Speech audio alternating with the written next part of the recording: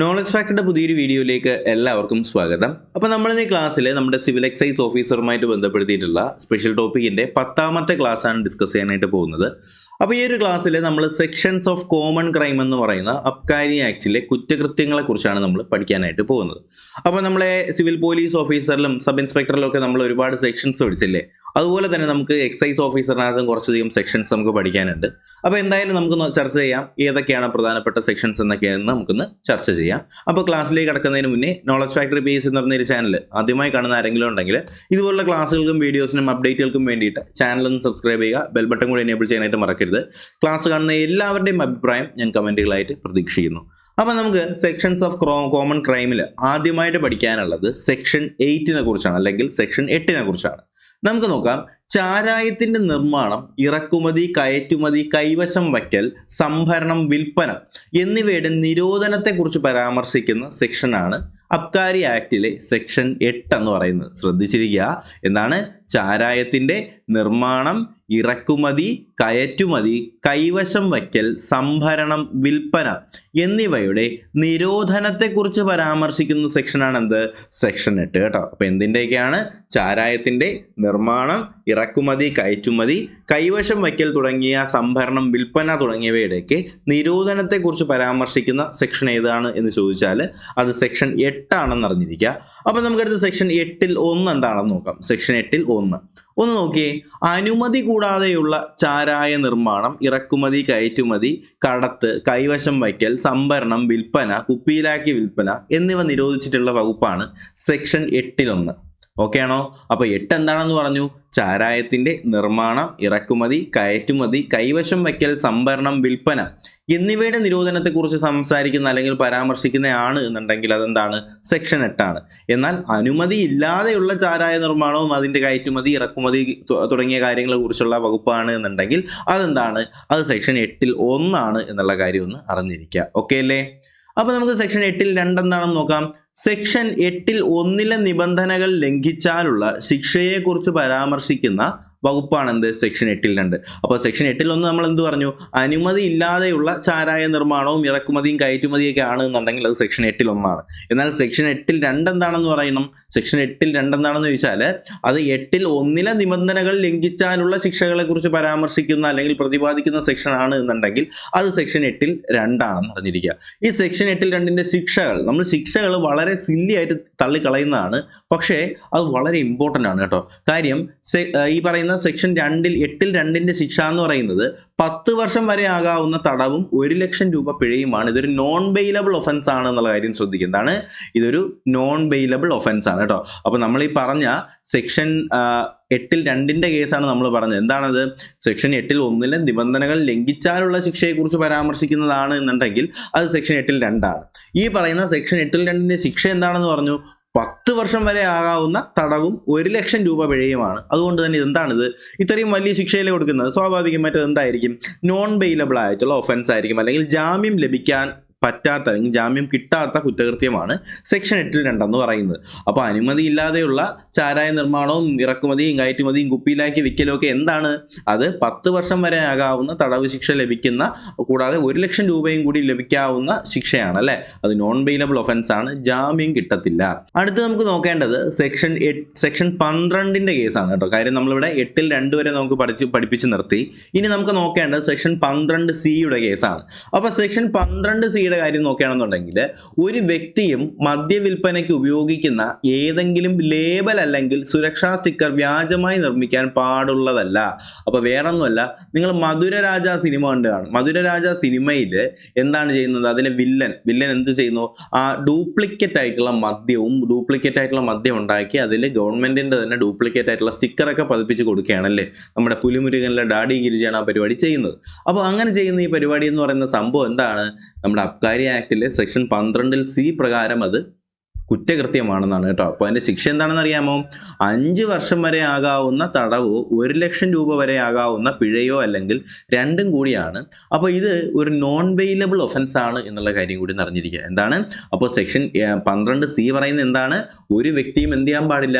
മദ്യവിൽപ്പനയ്ക്ക് ഉപയോഗിക്കുന്ന ഏതെങ്കിലും ലേബൽ അല്ലെങ്കിൽ സുരക്ഷാ സ്റ്റിക്കർ ഡ്യൂപ്ലിക്കേറ്റ് ആയിട്ട് ഉണ്ടാക്കാനായിട്ട് പാടില്ല എന്ന് പറയുന്ന അബ്കാരി ആക്ടിലെ വകുപ്പ് ചോദിച്ചാൽ അത് 12C ആണെന്ന് അറിഞ്ഞിരിക്കുക. ഇതിൻ്റെ ശിക്ഷ എത്രയാണെന്ന് പറഞ്ഞു?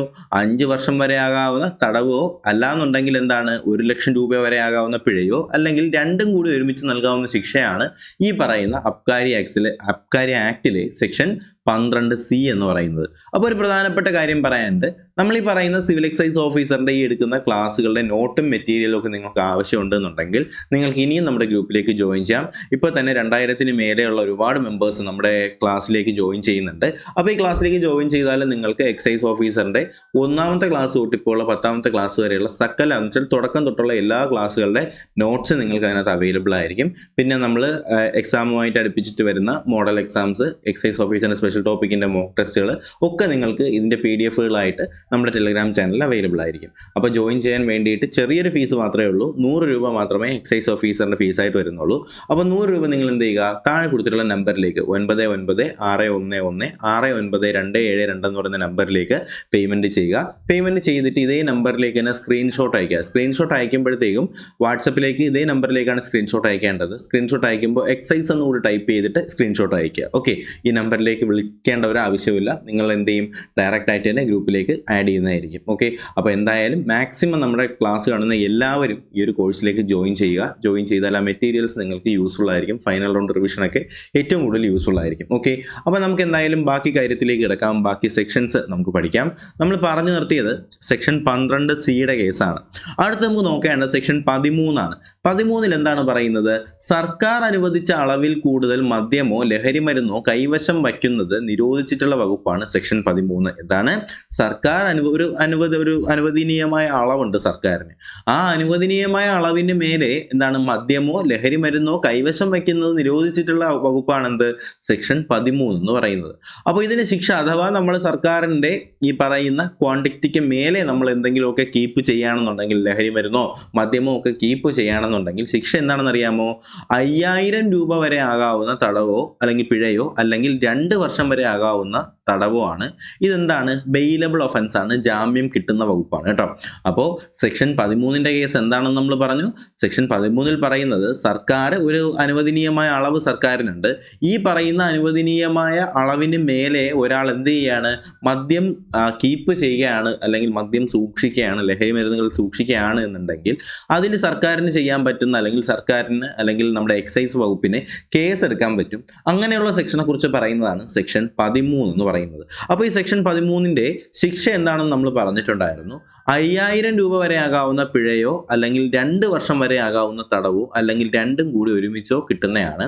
അപ്പോൾ ഇതൊരു ബെയിലബിൾ ഒഫൻസ് ആണ് എന്നുള്ള കാര്യം കൂടി നിങ്ങൾ അറിഞ്ഞിരിക്കുക. ഇതിന് ജാമ്യം കിട്ടും കേട്ടോ, ജാമ്യം കിട്ടുന്നതാണ്. അപ്പോൾ അതാണ് സെക്ഷൻ 13 എന്ന് പറയുന്നത്. ഓക്കെ അല്ലേ? അപ്പോൾ നമ്മൾ ആദ്യം പറഞ്ഞ എന്താണ്?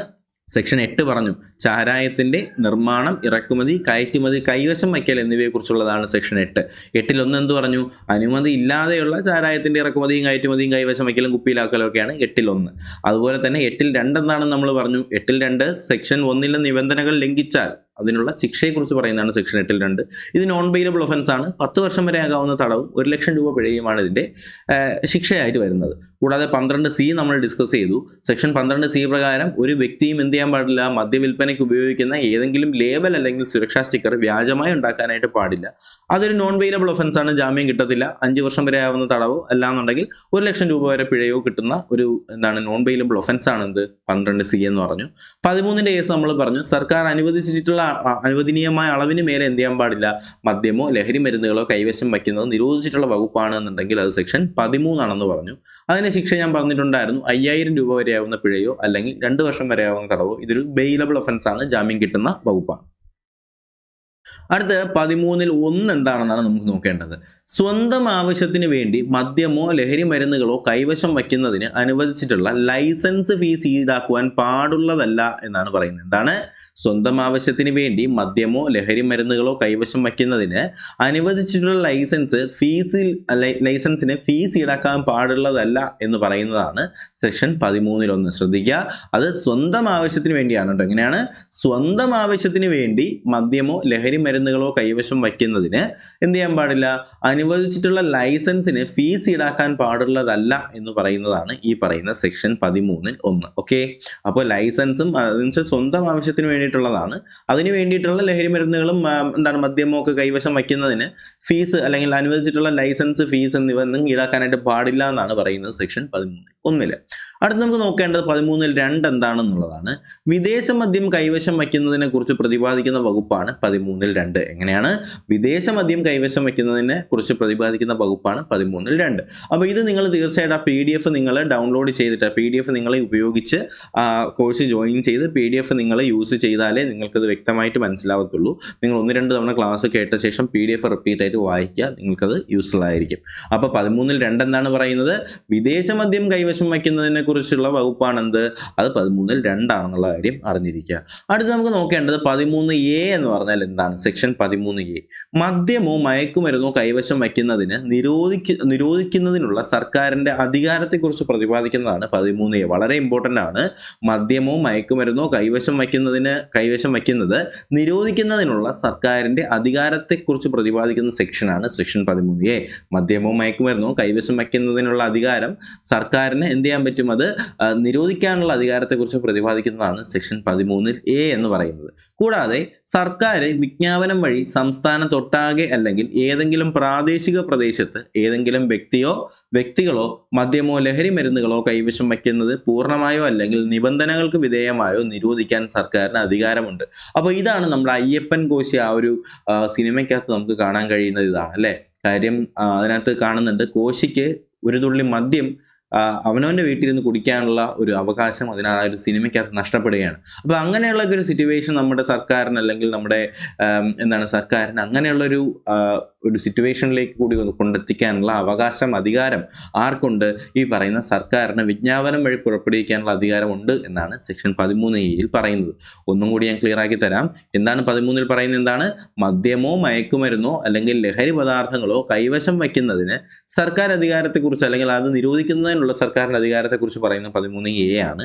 സർക്കാർ വിജ്ഞാപനം വഴി സംസ്ഥാനത്തൊട്ടാകെ അല്ലെങ്കിൽ ഏതെങ്കിലും പ്രാദേശിക പ്രദേശത്ത് വ്യക്തികളോ അല്ലെങ്കിൽ മദ്യമോ ലഹരി മരുന്നുകളോ കൈവശം വയ്ക്കുന്നത് പൂർണ്ണമായോ അല്ലെങ്കിൽ നിബന്ധനകൾക്ക് വിധേയമായോ നിരോധിക്കാൻ സർക്കാരിന് അധികാരമുണ്ട് എന്ന് പറയുന്നത് സെക്ഷൻ 13A കേട്ടോ. അപ്പോൾ വളരെ ഇമ്പോർട്ടൻ്റ് ആയിട്ടുള്ള ഒരു സെക്ഷനാണ് 13A എന്ന് പറയുന്നത്. ആ ഒരു ഇമ്പോർട്ടൻസ് കൊടുത്ത് തന്നെ ഓർത്തിരിക്കാനായിട്ട് ശ്രമിക്കുക. അടുത്ത് നമുക്ക് നോക്കേണ്ട സെക്ഷൻ 15 കുറിച്ചാണ്. സെക്ഷൻ 15 എന്താണ് പറയുന്നത്?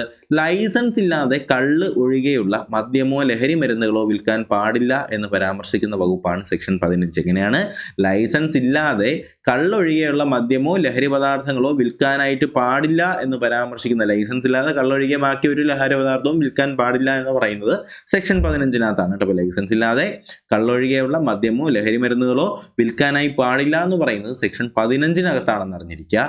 കള്ള് ചെത്താൻ അവകാശമുള്ള വ്യക്തിക്ക് ലൈസൻസ് ഇല്ലാതെ തന്നെ അബ്കാരി നിയമപ്രകാരം കള്ള് നിർമ്മിക്കാനും ആ കള്ള് ഉൽപ്പാദിപ്പിക്കാനും വിതരണം ചെയ്യാനും ലൈസൻസ് ഉള്ള വ്യക്തിക്കും വിൽക്കുവാനും കഴിയും കേട്ടോ. അപ്പൊ എങ്ങനെയാണ് പറയുന്നത്?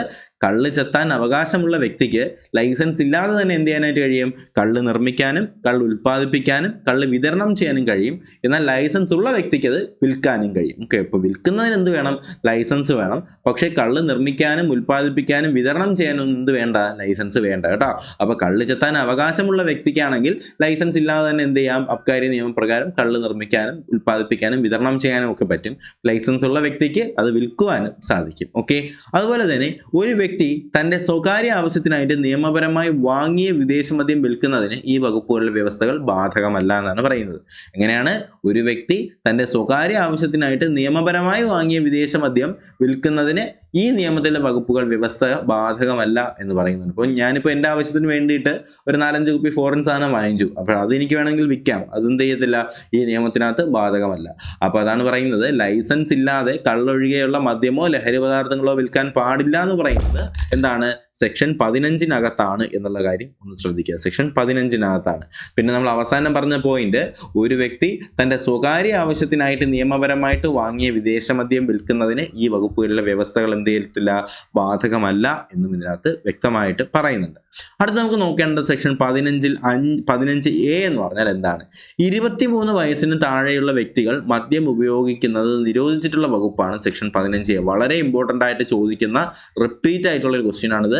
അപ്പോൾ എന്താണ് ചോദ്യം, എന്താണ് ശ്രദ്ധിക്കുക, 23 വയസ്സിന് താഴെയുള്ള വ്യക്തികൾ മദ്യം ഉപയോഗിക്കുന്നത് നിരോധിക്കുന്നതിനുള്ള വകുപ്പ് ചോദിച്ചാൽ അത് 15A ആണ്. വളരെ ഇമ്പോർട്ടൻ്റ് ആണ്. 23 വയസ്സിന് താഴെയുള്ള വ്യക്തികൾ മദ്യം ഉപയോഗിക്കുന്നത് നിരോധിക്കുന്ന വകുപ്പ് ഏതാണെന്ന് ചോദിച്ചാൽ 15A ആണെന്നുള്ള കാര്യം അറിഞ്ഞിരിക്കുക. കൂടാതെ ഇതിന്റെ ശിക്ഷ എന്താണെന്ന് അറിയാമോ, 5000 രൂപ വരെ ആകുന്ന പിഴയോ അല്ലെങ്കിൽ 2 വർഷം വരെ ആകുന്ന തടവോ അല്ലെങ്കിൽ രണ്ടും കൂടി ഒരുമിച്ചോ ആണ്. ഇതൊരു ബെയിലബിൾ ഒഫൻസ് ആണ് കേട്ടോ. ശ്രദ്ധിക്കുക, 23 വയസ്സിന് താഴെയുള്ള വ്യക്തികൾ മദ്യം ഉപയോഗിക്കുന്നത് നിരോധിക്കുന്ന വകുപ്പ് ഏതാണെന്ന് ചോദിച്ചാൽ അത് ഏതാണ്, അത് നമ്മുടെ അബ്കാരി ആക്ടിലെ സെക്ഷൻ 15A ആണെന്ന് അറിഞ്ഞിരിക്കുക. അപ്പോൾ 15A പ്രകാരം ഏതെങ്കിലും 23 വയസ്സിന് താഴെയുള്ള വ്യക്തികൾ മദ്യം ഉപയോഗിക്കുകയാണെന്നുണ്ടെങ്കിൽ അതിനുള്ള ശിക്ഷ എന്താണെന്ന് പറഞ്ഞു, 5000 രൂപ വരെ ആകുന്ന പിഴയോ അല്ലെങ്കിൽ 2 വർഷം വരെ ആകുന്ന തടവോ അല്ലെങ്കിൽ രണ്ടും കൂടി ഒരുമിച്ചോ ആണ്. ഇതെന്താണ്, ഇതൊരു ബെയിലബിൾ ഒഫൻസ് ആണ് അല്ലേ, ഇതൊരു ജാമ്യം കിട്ടുന്ന വകുപ്പാണ് അല്ലെങ്കിൽ ഒരു ബെയിലബിൾ ഒഫൻസ് ആണ്. അടുത്ത ചോദ്യത്തിലേക്ക് നമുക്ക് കടക്കാം. അടുത്ത പോയിന്റ് ആണ് 15B, അബ്കാരി ആക്ടിലെ സെക്ഷൻ 15B. 15Bയിൽ പറയുന്നത് 23 വയസ്സിന് താഴെയുള്ള വ്യക്തികൾക്ക് മദ്യം വിൽക്കുന്നത് നിരോധിച്ചിട്ടുള്ള വകുപ്പാണ്. അപ്പോൾ 15Aയിൽ പറയുന്നത് എന്താണ്, മദ്യം ഉപയോഗിക്കുകയാണ്, 23 വയസ്സിന് താഴെയുള്ള വ്യക്തികൾ മദ്യം ഉപയോഗിക്കുന്നത് തടയുന്നതാണെന്നുണ്ടെങ്കിൽ അത് 15A ആണ്. അതിന്റെ ശിക്ഷയാണ് 5000 രൂപ പിഴ അല്ലെങ്കിൽ 2 വർഷം തടവ്. ഇതൊരു ബെയിലബിൾ ഒഫൻസ് ആണ്. എന്നാൽ 15B എന്താണ്, 23 വയസ്സിന് താഴെയുള്ള വ്യക്തികൾക്ക് മദ്യം വിൽക്കുന്നത് നിരോധിച്ചിട്ടുള്ള വകുപ്പാണെന്നുണ്ടെങ്കിൽ അത് 15B ആണ്. അതിന്റെ ശിക്ഷ എന്താണെന്ന് പറഞ്ഞു, 5000 രൂപ വരെ പിഴ അല്ലെങ്കിൽ 2 വർഷം വരെ ആകുന്ന തടവ് അല്ലെങ്കിൽ രണ്ടും കൂടി ഒരുമിച്ചാണ്. ഇതും ബെയിലബിൾ ആണ്. അപ്പോൾ 15A എന്ന് പറഞ്ഞാൽ 23 വയസ്സിന് താഴെയുള്ള വ്യക്തികൾക്ക് മദ്യം വിൽക്കുന്നത് തടയാണ്. 15B എന്ന് പറഞ്ഞാൽ 23 വയസ്സിന് താഴെയുള്ള വ്യക്തികൾക്ക് മദ്യം യൂസ് ചെയ്യുന്നതാണെന്നുണ്ടെങ്കിൽ അത് 15A ആണ്. മദ്യം ഉപയോഗിക്കുന്നത് നിരോധിക്കുകയാണെങ്കിൽ അത് 15A ആണ്. എന്നാൽ ഈ 23 വയസ്സിന് താഴെയുള്ള വ്യക്തികൾക്ക് മദ്യം വിൽക്കുന്നത് നിരോധിക്കുന്നതാണെന്നുണ്ടെങ്കിൽ അത് 15B ആണെന്നുള്ള കാര്യം ശ്രദ്ധിക്കുക. അടുത്ത് നമുക്ക് നോക്കേണ്ടത് 15C, വളരെ ഇമ്പോർട്ടൻ്റ് ആണ്, ശ്രദ്ധിക്കുക. പൊതുസ്ഥലത്ത് മദ്യത്തിന്റെ ഉപഭോഗം നിരോധിച്ചിട്ടുള്ള വകുപ്പ് അല്ലെങ്കിൽ പൊതുസ്ഥലങ്ങളിൽ മദ്യം ഉപയോഗിക്കാൻ പാടില്ല എന്ന് പറയുന്ന വകുപ്പാണ് 15C എന്നറിഞ്ഞിരിക്കുക. ഇതിന്റെ ശിക്ഷയും വളരെ ഇമ്പോർട്ടൻ്റ് ആണ്, സ്ഥിരമായിട്ട് നമ്മുടെ കേരള PSC പരീക്ഷകളിൽ ചോദിക്കുന്നതാണ്. ശിക്ഷ ശ്രദ്ധിക്കുക, 5000 രൂപ വരെ ആകുന്ന പിഴ അല്ലെങ്കിൽ 2 വർഷം വരെ തടവ് അല്ലെങ്കിൽ രണ്ടും കൂടി ഒരുമിച്ച് കിട്ടുന്നതാണ് ബെയിലബിൾ ഒഫൻസ് ആണ്. അപ്പോൾ ഒരു വ്യക്തി പൊതുസ്ഥലത്ത് നിന്ന് മദ്യപിച്ചു, അപ്പോൾ പൊതുസ്ഥലത്ത് നിന്ന് മദ്യപിക്കുകയാണെന്നുണ്ടെങ്കിൽ പുള്ളിക്കാരനെ നമുക്ക് അബ്കാരി ആക്ടിലെ സെക്ഷൻ 15C പ്രകാരം നമുക്ക് അറസ്റ്റ് ചെയ്യാനായിട്ട് കഴിയും. അങ്ങനെ 15C പ്രകാരം അറസ്റ്റ് ചെയ്താൽ 5000 രൂപ വരെ പിഴ അല്ലെങ്കിൽ 2 വർഷം വരെ തടവ് അല്ലെങ്കിൽ രണ്ടും കൂടി ഒരുമിച്ച് കിട്ടാൻ സാധ്യതയുള്ള ഒരു കുറ്റകൃത്യമാണ് എന്ത്, 15C എന്ന് പറയുന്നത്. അപ്പോൾ വളരെ പ്രധാനപ്പെട്ട ഒരു സെക്ഷനാണ് 15 എന്ന് പറയുന്നത്. അപ്പോൾ 15-നകത്ത് നമ്മൾ പറഞ്ഞ കേസ് എന്താണ്, ലൈസൻസ് ഇല്ലാതെ കള്ളൊഴികെയുള്ള ലഹരി വസ്തുക്കൾ എന്ത് ചെയ്യാൻ പാടില്ല, ഉപയോഗിക്കാനായിട്ട് അല്ലെങ്കിൽ വിൽക്കാനായിട്ട് പാടില്ല എന്ന് പറയുന്നത് 15-നകത്താണ്. 15Aയിൽ പറയുന്നത് 23 വയസ്സിന് താഴെയുള്ള വ്യക്തികൾ മദ്യം ഉപയോഗിക്കുന്നത് തടയാണെന്നുണ്ടെങ്കിൽ അത് 15A ആണ്. 15B എന്ന് പറഞ്ഞാൽ 23 വയസ്സിന് താഴെയുള്ള വ്യക്തികൾക്ക് മദ്യം വിൽക്കുന്നത് തടയുന്നതാണ് 15B എന്ന് പറയുന്നത്. 15C എന്ന് പറയുന്നത് എന്താണ്, പൊതുസ്ഥലത്ത് മദ്യത്തിന്റെ ഉപഭോഗം നിരോധിക്കുന്ന വകുപ്പാണെന്ത്, 15C. 5000 രൂപ പിഴ, 2 വർഷം വരെ തടവ് അല്ലെങ്കിൽ രണ്ടും കൂടി ഒരുമിച്ച്. ഇതെന്താണ്, ഒരു ബെയിലബിൾ ഒഫൻസ് ആണെന്ന് കൂടി അറിഞ്ഞിരിക്കുക. അപ്പോൾ നമ്മൾ ഇന്ന് പഠിച്ച കാര്യങ്ങൾ, ഇത്രയും കാര്യങ്ങൾ നിങ്ങൾക്ക് വളരെയധികം ക്ലിയർ ആണ് എന്ന് ഞാൻ പ്രതീക്ഷിക്കുകയാണ്. അപ്പോൾ ഞാൻ പറഞ്ഞ പോലെ നമ്മുടെ സിവിൽ എക്സൈസ് ഓഫീസറിന്റെ ക്ലാസ്സിനകത്ത് ഇനിയും നിങ്ങൾ ഇതുവരെ ജോയിൻ ചെയ്യാത്തവരുണ്ട് എന്നുണ്ടെങ്കിൽ ക്ലാസ്സിലേക്ക് ജോയിൻ ചെയ്യുക. എന്തായാലും നിങ്ങൾക്ക് യൂസ്ഫുൾ ആയിരിക്കും. അപ്പോൾ ഇപ്പോൾ ജോയിൻ ചെയ്യണമെങ്കിലും നിങ്ങൾക്ക് എപ്പോൾ ജോയിൻ ചെയ്താലും നിങ്ങൾക്ക് ഒന്നാമത്തെ ക്ലാസ് തൊട്ട് അവസാനത്തെ ക്ലാസ് വരെയുള്ള എല്ലാ മെറ്റീരിയൽസും നിങ്ങൾക്ക് കിട്ടുന്നതായിരിക്കും. അപ്പോൾ ബാക്കി ക്ലാസ്സുകൾ നമ്മുടെ പ്ലേലിസ്റ്റിനകത്തുണ്ട് കേട്ടോ. നമ്മൾ ഒന്നാമത്തെ ക്ലാസ് തൊട്ട് സിവിൽ എക്സൈസ് ഓഫീസറിന്റെ പ്ലേലിസ്റ്റിനകത്തുണ്ട്. അപ്പോൾ വ്യക്തമായിട്ട് ക്ലാസ് ഫോളോ ചെയ്യുക. ക്ലാസ് ഫോളോ ചെയ്ത് കഴിഞ്ഞാൽ ഇതിനപ്പുറത്തോട്ട് വേറെ ഒന്നും ചോദിക്കത്തില്ല. നമ്മുടെ എക്സൈസ്, നമ്മുടെ ഏതിൻ്റെ ആയാലും സ്പെഷ്യൽ ടോപ്പിക്കിന്റെ ക്ലാസ്സുകൾ ആ ഒരു ലെവലിലാണ് നമ്മൾ കൊണ്ടുപോകുന്നത്. അപ്പോൾ ആ ലെവൽ ബ്രേക്ക് ചെയ്തിട്ടുള്ള ചോദ്യങ്ങൾ ഇതുവരെ വന്നിട്ടില്ല. അപ്പോൾ എന്തായാലും ഇനിയും ആ രീതിയിൽ തന്നെ പോകാനാണ് ഉദ്ദേശിക്കുന്നത്. അപ്പോൾ എല്ലാവരുടെയും സപ്പോർട്ട് ചെയ്യാൻ പ്രതീക്ഷിക്കുന്നു. ക്ലാസ്സുകൾ ഇഷ്ടമായെന്നുണ്ടെങ്കിൽ നിങ്ങളുടെ അഭിപ്രായങ്ങൾ തീർച്ചയായിട്ടും കമന്റുകളായിട്ട് രേഖപ്പെടുത്തുക. എല്ലാവരും നിങ്ങളുടെ അഭിപ്രായം രേഖപ്പെടുത്തുക. നിങ്ങളുടെ കമന്റ്സ് തന്നെയാണ് എന്നെ വീണ്ടും ക്ലാസ്സുകൾ ചെയ്യാനായിട്ട് പ്രേരിപ്പിക്കുന്നത്. അപ്പോൾ എന്തായാലും ഇഷ്ടമായെങ്കിൽ വീഡിയോ ഒന്ന് ലൈക്ക് ചെയ്യുക, ചാനൽ സബ്സ്ക്രൈബ് ചെയ്യുക, നിങ്ങളുടെ കൂട്ടുകാരിലേക്ക് കൂടി ഈ ഒരു ക്ലാസ് ഒന്ന് എത്തിച്ചു കൊടുക്കുക. അപ്പോൾ എന്തായാലും നമുക്ക് മറ്റൊരു ക്ലാസ്സുമായിട്ട് ഉടൻ തന്നെ കാണാം. അതിലേക്ക് എല്ലാവർക്കും bye bye, good bye, take care.